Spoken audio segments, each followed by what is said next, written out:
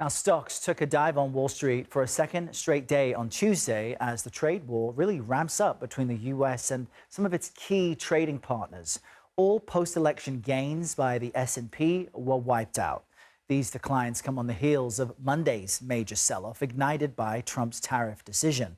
For more on this angle of what's happening, we are connecting now with Javier David. He's a CBS News contributor and the business editor for the Dallas Morning News. Javier, great to see you. Last night, the president said, quote, a little disturbance in the markets is okay. This morning, futures are looking up. So help us understand the disturbance that he's referencing. Well, look, a little disturbance, the president might be okay with that, but investors clearly are not. And the price action that we've seen over the last week or so since this trade war has ramped up has sort of illustrated that. Now, I think Commerce Secretary Howard Lutnick said something about rolling back or maybe minimizing the impact on Mexico and China. Both he and Scott Besson are serious finance practitioners. They're men of the markets. They're aware of what's happening is just not good. It's been a really volatile time.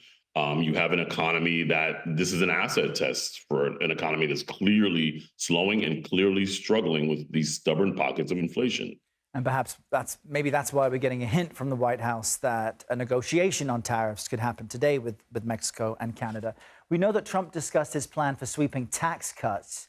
He claimed it will balance the federal budget, but you've got economists saying those cuts would actually add trillions to the federal deficit.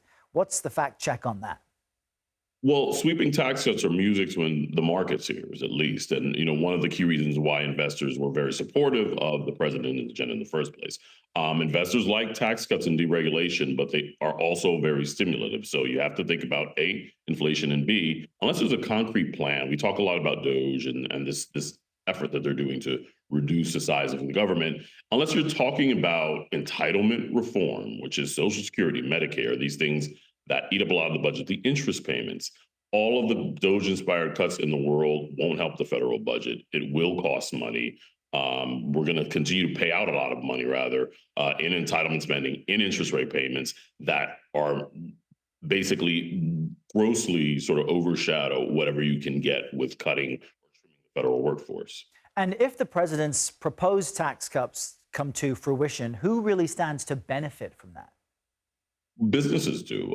Businesses need clarity. They need certainty. One of the reasons why the tariff war has been so upsetting to markets is because it creates uncertainty. So one of the key things that a lot of businesses are looking for is it going to be cheaper for me to hire this year? Is it going to be cheaper for me to sort of invest in these plants? And a big part of the America First agenda is bringing manufacturing and production back home. So in order to do that, they need to get a sense as to what the regulatory and tax landscape is going to be. So this is it would be a boon for certainly businesses and some segments of the economy or some segments of the workforce, like people that get money from tips and things like that, that the president has in fact said as part of his agenda as well.